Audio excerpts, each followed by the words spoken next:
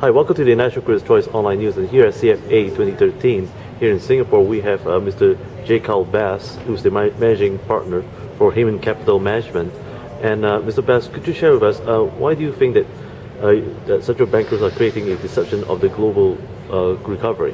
I think that monetary policy is the only policy that we have left in the world to try to turn around an otherwise difficult debt situation. And so global central bankers only know one thing, and it's to expand the central bank balance sheet. And the question is, if they all are moving their balance sheets in tandem, what kind of marginal efficacy do they really have? And the answer is that's approaching zero. And do you think the policymakers still trying to deceive and defy the economic reality?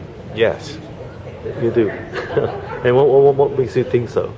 Well, I think that no one's really engaged in any kind of real structural reform, right? You have to engage in structural reform to really grow going forward. You also have to ameliorate the debts. You have to restructure the debts of the past and not just pile them up going forward. So I think you're going to have a debt restructuring, and you're going to have real structural reform going forward before you see true growth globally.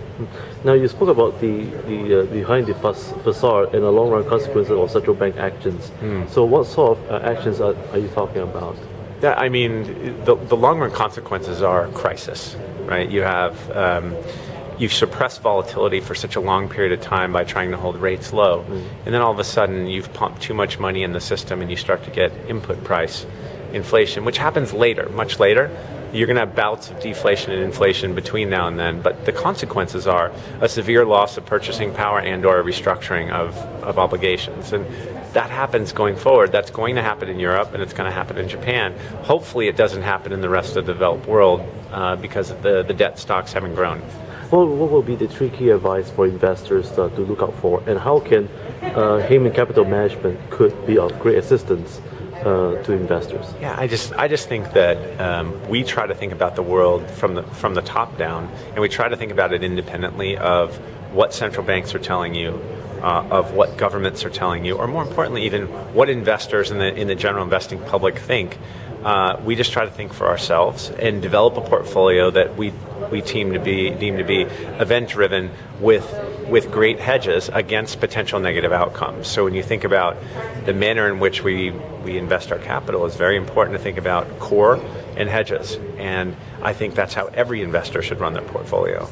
So I think whether we're able to help you or whether someone else that thinks the same way, you just need to think independently, and you must constantly think about hedging yourself and not just believing the central bankers. How important Hayman Capital Management sees in Asia right now today? How many what? How important does Hayman Capital Management sees the kind of growth and investment realities? We are really focused on Japan right now. We have not focused really anywhere else in Asia. We've done a lot of work on China.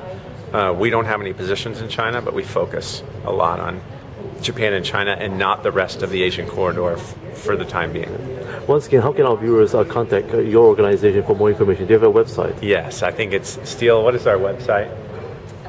HaymanCapital.com. It's just www.haymancapital.com. But once again, thank you for joining us here at the National Critics' Choice Online News, and we'll see you